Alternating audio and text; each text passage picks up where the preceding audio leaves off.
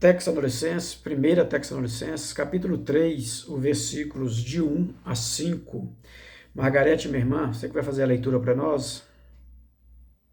Sim, Por favor. evangelização é tarefa contínua. Assim, não podendo mais aguentar, resolvemos ficar sozinhos em Atenas e enviamos a vocês Timóteo, nosso irmão e colaborador na pregação do Evangelho de Cristo. Nós o enviamos para fortalecê-los e encorajá-los na fé, para que ninguém fique abalado com as presentes tribulações. Vocês bem sabem que este é o nosso destino. Quando estávamos com vocês, prevenimos que havíamos de sofrer tribulações. Foi o que aconteceu, como vocês sabem. É por isso que, não podendo mais suportar, mandei pedir informações sobre a fé de vocês que vocês têm. Eu temia que o tentador os tivesse seduzido e o nosso trabalho acabasse em nada. Palavra do Senhor. Graças a Deus. Obrigado, Margarete. Pessoal, não sei se vocês lembram, mas quando começamos a carta, lá no capítulo 1, nós vimos exatamente que o que motiva a escrever a carta, né, o que Paulo tem como motivação, é exatamente as notícias que Timóteo traz. Então, Paulo fundou a comunidade, precisou sair, saiu, depois de um tempo, então, ele está preocupado como anda a comunidade, o que está acontecendo por lá. E ele, então, envia Timóteo a fim de ter notícias. E nós vimos que Paulo é um plantador de igrejas, né? Ele plantou diversas igrejas. E ele sabe que não basta plantar somente, é preciso cuidar, acompanhar o crescimento, e é por isso que tem tantas epístolas, né?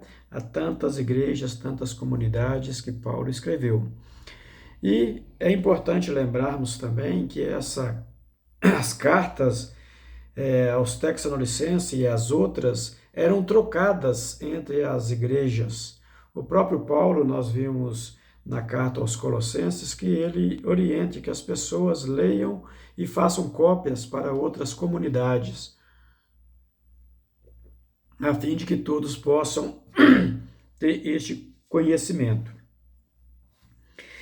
Nesse capítulo 3, nós vamos ver o amadurecimento da fé, né? O amadurecimento da fé que Paulo vai estar orientando aos Tessalonicenses. A palavra fé, nesse capítulo, ela aparece 5 vezes, uma mão cheia, 5 vezes. Então, nós vamos ver no versículo 2, versículo 5, versículo 7, versículo 6, que eu pulei, e o versículo 10. Tá? Então, todos esses versículos vai aparecer a palavra fé. Nós vimos aí no versículo 1 do capítulo 3 que Paulo está em Atenas. Tá? Então veja, Paulo está em Atenas quando ele envia Timóteo, não é quando ele escreve a carta, não. Ele está em Atenas, envia Timóteo, Timóteo vai viajar até lá, vai ficar uns dias lá, vai retornar e vai encontrar com Paulo. Tá? Aí, depois desse encontro com Paulo, é que a carta, então, terá o seu início, a sua redação. E para que nós entendermos, né, Paulo está em Atenas, está preocupado com a igreja, sem notícia da igreja, ele, como um bom pastor, né, quer ter notícia, quer saber, quer apacentar o rebanho. E aí, para nós entendermos esse contexto direitinho, nós precisamos ir lá no Atos dos Apóstolos, tá? Atos dos Apóstolos, capítulo 17. Atos dos Apóstolos, capítulo 17. Esse capítulo 17, vocês lembram que nós já vimos, né, da fundação da igreja. E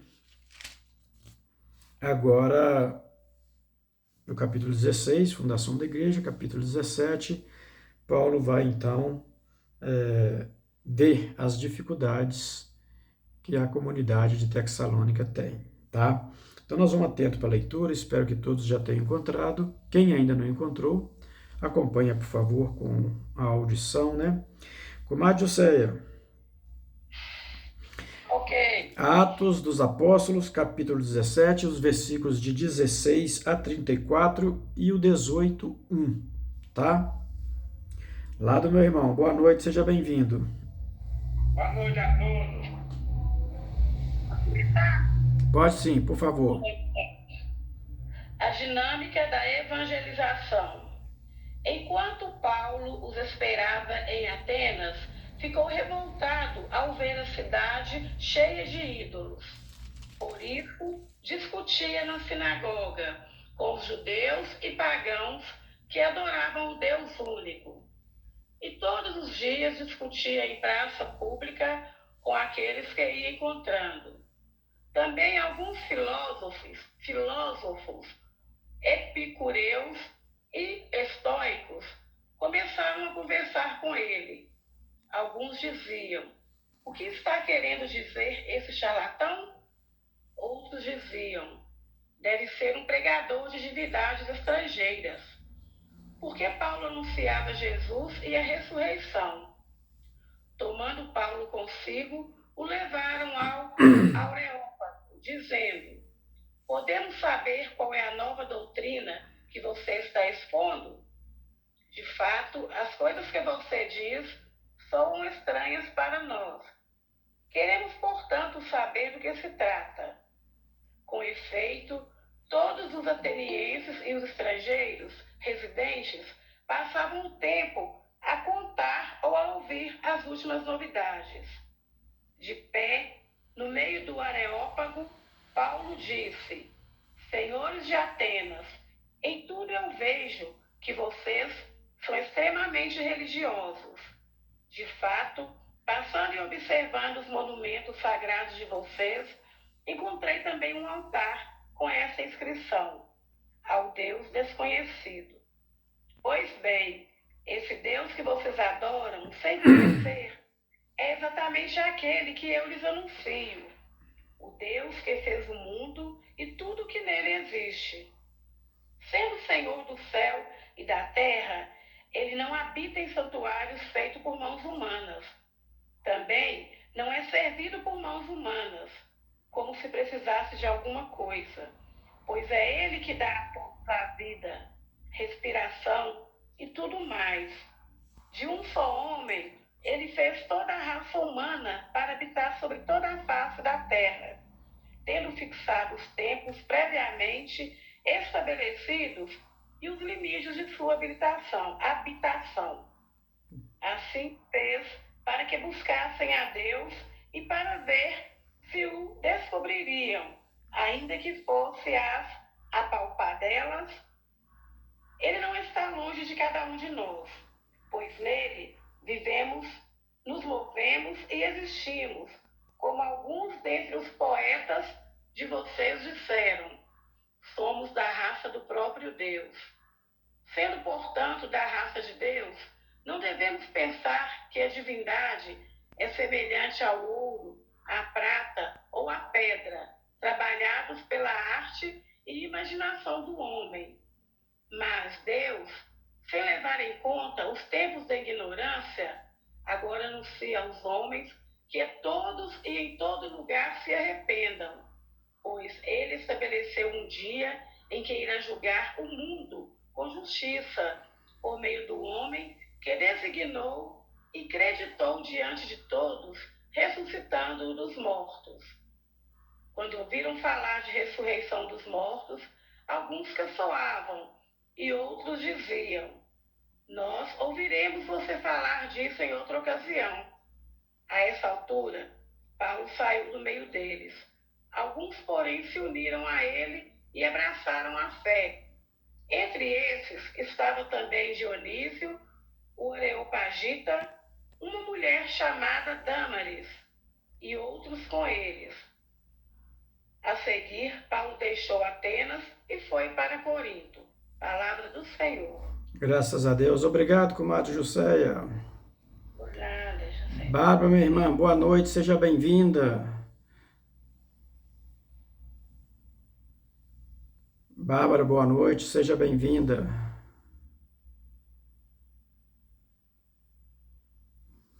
Pessoal, então nós temos aí no livro do Atos dos Apóstolos, né, no capítulo 17, dos versículos adiante, uma realidade de Paulo em Atenas. Ele ficou na cidade, pregando nas praças, por ali, até que ele foi no grande centro religioso, onde havia uma estátua para cada deus. E havia também um espaço para se colocar uma estátua de um deus desconhecido. E Paulo, veja que ele está no centro, né, de toda a religião da Grécia, e ele fala: vejo que vocês são muitos religiosos, mas eu quero apresentar para vocês o Deus que eu anuncio. Então ele vai dizer que é um Deus que não tem mão, que não tem pé, que não tem um Deus que não é feito, né, de ouro, nem quer ser servido por mãos humanas. E esse ser servido é no sentido de que precisa comer, de fazer oferendas de comida. E vai falar da criação, que esse Deus desconhecido é o Criador de tudo. E vai citar exatamente uma referência que não é Paulo que cita, que fala, mas vai falar da poesia da Grécia, da poesia dos gregos, que já citavam que somos raça da divindade, somos da raça de Deus, né? Que bonito isto, né? E aí Paulo concorda e traz esse termo, somos da raça divina. E como somos da divindade, não podemos pensar que Deus seja semelhante à imagem, ao ídolo, seja de prata, ouro ou pedra, mas um Deus que é real, que é vivo, e não feito por esculturas ou pela engenharia humana. E Paulo vai dizer também para eles: olha, houve um tempo de ignorância, houve um tempo que nós desconhecíamos esse Deus, mas agora vocês conhecem, agora vocês precisam se converter, precisam de fato mudar de vida. E aí Paulo começa a falar de Jesus e fala da ressurreição. E quando ele fala da ressurreição, isso para os gregos foram muito, né? Porque nós já vimos, né, que os gregos não acreditavam que o corpo, a matéria, fosse algo bom, mas as ideias eram perfeitas, porque existiam perfeitas, mas quando o ser humano traz essa ideia para a prática, para construir algo, ele não a traz com a perfeição que ele imaginou. Então a matéria é sempre imperfeita, nós vimos isto na carta aos Colossenses. E aí então, como pode um corpo, que é imperfeito segundo os gregos, morre e volta, e ressuscita, ainda mais perfeito? Então isso não cabe na cabeça deles. E eles vão pedir Paulo que vamos conversar sobre isso em outro dia. Mas vejam que no capítulo 18, Paulo está em Atenas e vai para Corinto. Tá? Então é lá em Corinto que ele vai escrever a carta. Ele vai sair de Atenas, Timóteo já viajou e ele vai tomar o caminho de Corinto. Lembrando que lá em Corinto ele ficou, né, mais de ano lá. Não sei se vocês lembram disso. Agora voltando para Tessalonicenses, capítulo 3. 1 de Tessalonicenses, capítulo 3. Bárbara, minha irmã, boa noite, seja bem-vinda. Boa noite. Nós estamos já fazendo a exposição do texto, tá bom? Depois, o versículo 2 Paulo vai falar que ele envia Timóteo, irmão e ministro de Deus, na pregação do Evangelho. Para quê? Para fortificar e para corrigir, exortar o que fosse preciso acontecer. Então, Timóteo é um cooperador da missão. Ele vai com a missão de fortalecer e animar na fé. E aí a gente tem que pensar hoje, gente, quem é que nos fortalece na fé, quem é que nos anima, né? Quem são as pessoas que nos ajudam quando nós estamos desanimados, quando nós estamos enfraquecidos na fé. Não deixemos, né, de orar por essas pessoas. E queira Deus que nós possamos ser alguém dessa pessoa que anima alguém, né? Porque a gente não só é animado, mas também somos animadores, né? Não somos só fortalecidos, mas também contribuímos para o fortalecimento de outras pessoas, tá? Assim é o reino dos céus. E Paulo entende que mesmo depois da conversão é necessário um acompanhamento, é necessário um agir pastoral, é necessário que não se abandone as pessoas que se convertem. Então é preciso que se organize, se reúnam em igreja para poder estar congregados, estar juntos, né? Então nós vivemos o período da quaresma, precisamos nos converter, mas não podemos abandonar e nem ser abandonados depois. Aquilo que a gente já conquistou em área de conhecimento, em área de fé, precisamos aprofundar, caminhar para águas mais profundas, para não poder cair no desânimo, tá? Os versículos 3 e 4, Paulo vai falar da tribulação, que é preciso não desfalecer, né? Não desanimar. Vejam aí, versículo 3 e 4. Paulo está dizendo o seguinte, só encontrar o versículo 3 aqui. Para que ninguém desfaleça nestas tribulações, pois bem, sabeis que para isto é que fomos destinados. Quando estávamos convosco, já dizíamos que haveríamos de passar tribulações. Foi o que aconteceu, como sabeis. Então vejam, não se convertam, não abraçam a fé em Cristo, achando que não vai ter tribulação. Ela virá. Quanto mais você caminha no caminho da santidade, maior é a tribulação. Em compensação, maior também é a consolação da parte do nosso Senhor e Deus. Tá? Então, nós não estamos abandonados na nossa tribulação. Por mais que pareça que possamos estar sozinhos, mas Deus está conosco. Se suportamos, é porque somos fortalecidos pela graça de Deus. Se temos sabedoria, discernimento para poder viver essa realidade, é porque Deus está nos concedendo. Mas é preciso que nós ficamos firmes, fortes, não desfalecer. E aí, nós precisamos ir lá em Mateus, para ver o que Jesus fala sobre isso. Né? Mateus, capítulo 16. Ô, Mary, é você que vai ler para nós? Sim, José. Mateus 16 é um versículo só, tá, gente? É o versículo 24. Quem não encontrou, quiser escutar o versículo, muito bem. Mary, por favor, leia para nós. Pois sim. Então Jesus disse a seus discípulos: se alguém quiser vir após mim, renuncie a si mesmo, tome a sua cruz e siga-me. Palavra do Senhor. Palavra da salvação. Glória a vós, Senhor. Obrigado, Mary. Gente, Jesus está dizendo a verdade. Jesus não quer uma multidão que o siga sem saber que a cruz nos aguarda.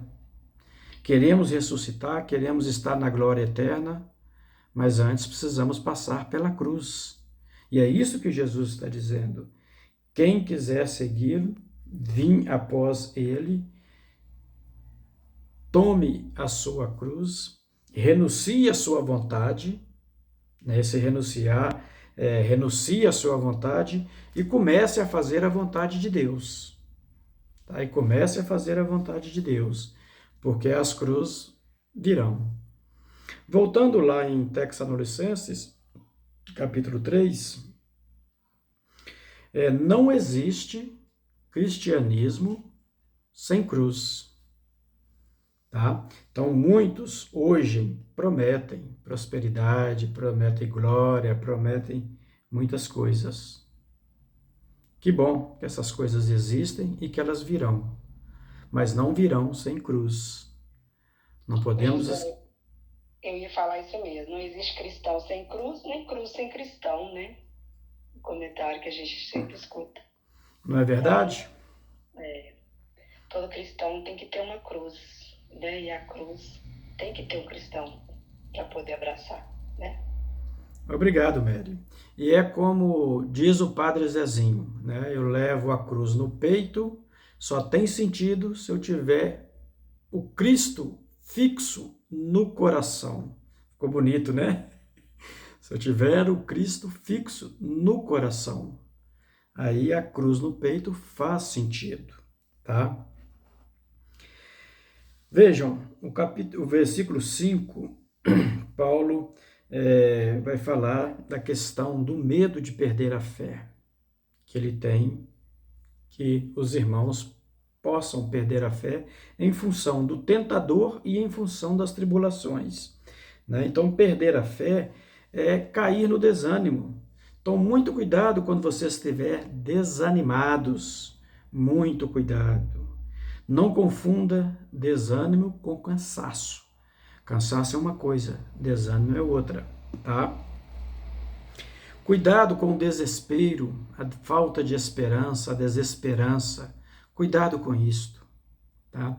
É sinal de que a fé está enfraquecendo. Quando a gente fica desanimado, desesperado, nós estamos abrindo a porta do coração para o tentador. Tá? Diferente daquela música, abre bem a porta do coração, deixa a luz do céu entrar. Mas quando nós enfraquecemos a nossa fé, nós então estamos abrindo a porta do coração para o tentador.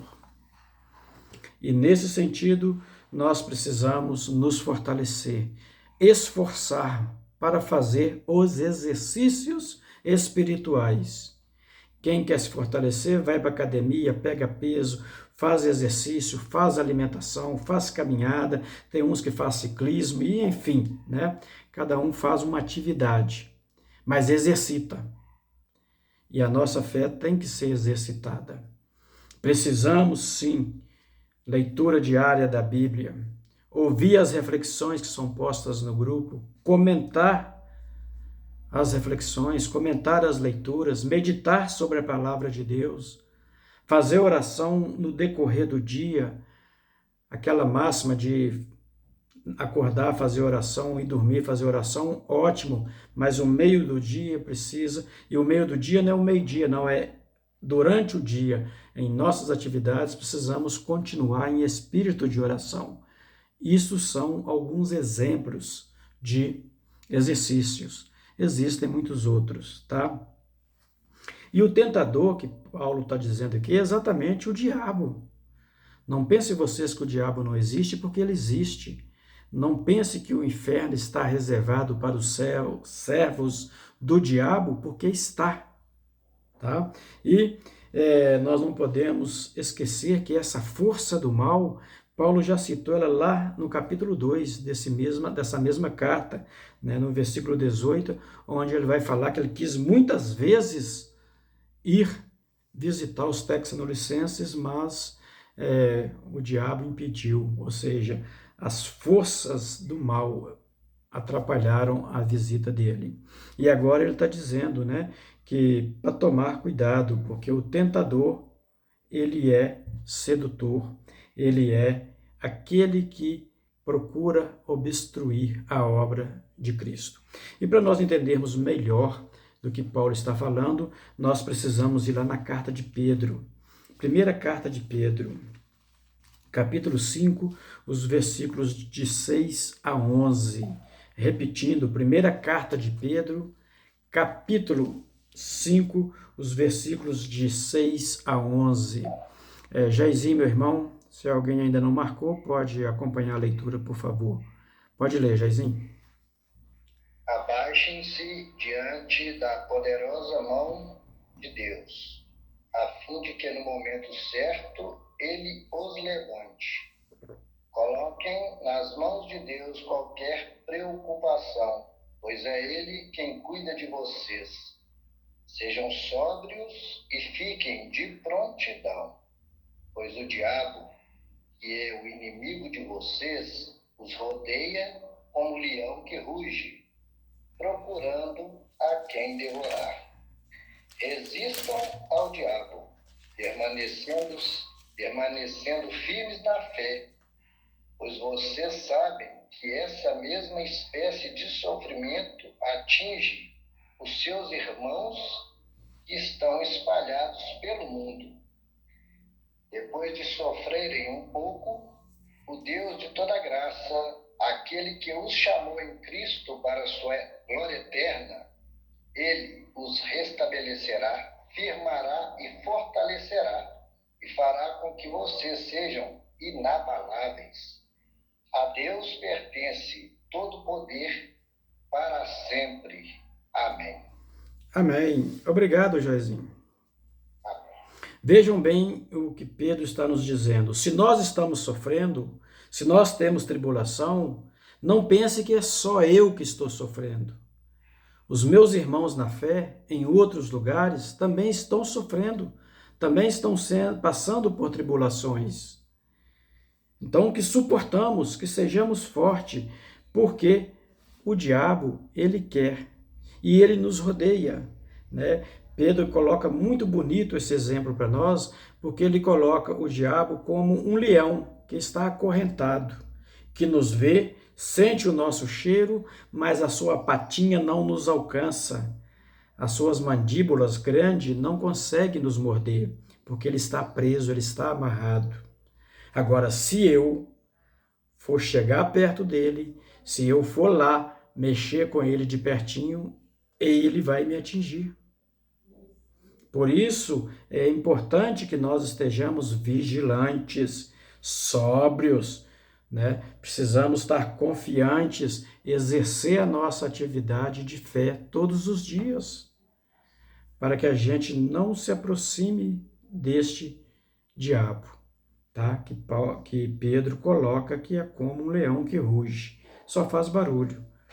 Mas se a gente bobear e aproximar dele, não vai ser só barulho não, tá? E que nós suportemos tudo isso, porque Deus vai nos restaurar, Deus vai nos fortalecer, Deus vai nos fazer novas criaturas, mais fortes, mais cheias de vida, mais cheias de santidade. Seremos inabaláveis diante de todas as tempestades, porque todo o poder do mundo está na mão de Deus. E aí, gente, eu paro, agora para a gente poder conversar um pouquinho, escutar vocês.